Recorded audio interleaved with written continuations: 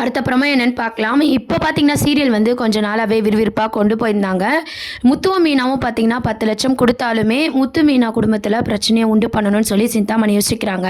அதனால என்ன பண்றாங்க அப்படின்னு பார்த்தீங்கன்னா, ஃபினான்சியர் கிட்ட போயிட்டு, இந்த 10,00,000 குடுத்த விஷயத்த வந்து தெரிஞ்சுக்கிட்டு, மனோஜ வந்து அரெஸ்ட் பண்ணணும். அப்பதான் வந்து கோர்ட்டு கேஸ்ன்னு அவங்க அலைவாங்க. பணத்த வந்து ரெடி பண்ண முடியாது.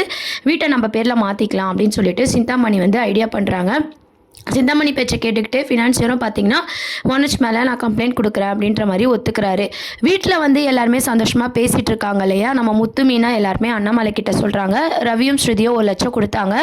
மீதி 9,00,000 நாங்க போட்டோம். 10,00,000 கடன அடைச்சுட்டோம் அப்படின்னு சொல்லி ரொம்பவே சந்தோஷமா பேசிட்டு இருக்காங்க. அந்த டைம் வந்து போலீஸ் வந்து மனோஜ வந்து அரெஸ்ட் பண்றாங்க. எல்லாருக்குமே வந்து இது பயங்கர ஷாக்கிங்கா இருக்கு. அண்ணாமலை பார்த்தீங்கன்னா, மனோஜ் பண்ண தப்புக்கு அவன் அனுபவிக்கிறான் அப்படின்ற மாரி அவர் யோசிக்கிறாரு. விஜயா தான் பார்த்தீங்கன்னா, அழுதுகிட்டே அப்படியே போறாங்க. பின்னாடியே அழுதுகிட்டே போறாங்க. மனோஜ் அரெஸ்ட் பண்ணி கூட்டு போயிடுறாங்க. முத்து மீனாக்கு வந்து இப்போ என்ன பண்ணுறதுனே தெரியல. வக்கீலெல்லாம் கூட்டு போய் பேசுகிறாங்க. இருந்தாலும் பார்த்தீங்கன்னா, இது சீட்டிங் கேஸ் அப்படின்றதுனால ஜாமீன் கூட கிடைக்காது. அதனால் நீங்கள் வந்து சிந்தாமணி கிட்டேயும் இல்லைனா அந்த ஃபினான்ஷியல் கிட்டேயோ தான் பேசி பார்க்கணும் அப்படின்னு சொல்லி முத்து மீனாலாம் வந்து பேசிக்கிறாங்க.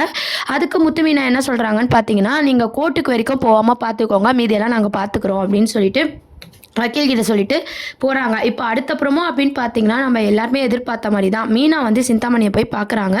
சிந்தாமணி வந்து ஃப்ராங்காகவே சொல்லிடுறாங்க, உன் மாமியார் இருக்கிற வீடு எனக்கு பிடிச்சிருக்கு, அந்த வீடு என் பேரில் வரணும் தான் நான் இவ்வளவும் பண்ணுறேன் அப்படின்னு சொல்லிட்டு அவங்களோட வில்லத்தனத்தை வந்து ஃப்ராங்காக மீனா கிட்ட சொல்கிறாங்க. உடனே மீனா என்ன சொல்கிறாங்கன்னா, அது எங்களுக்கு கோவில் மாதிரி, உன்னோட பிளான் எதுவுமே நான் நடக்க விட மாட்டேன் அப்படின்னு சொல்லிட்டு மீனாவும் சம்மதம் சேலஞ்ச் எல்லாமே பண்ணிவிட்டு அங்கேருந்து போகிறாங்க. இதுக்கப்புறம் நம்ம சிந்தாமணி பண்ண குத்தத்தெல்லாம் வந்து மீனா கண்டுபிடிச்சி எல்லாருமே உனக்கு எதிராக கம்ப்ளைண்ட் கொடுத்தா என்ன ஆகும் தெரியுமா அப்படின்னு சொல்லிட்டு ஆக்ஷன் எடுக்க போகிறாங்க. நம்ம மீனாவால் தான் பார்த்தீங்கன்னா நம்ம மனோஜ் வந்து வெளியே வர மாதிரி காட்ட போகிறாங்க.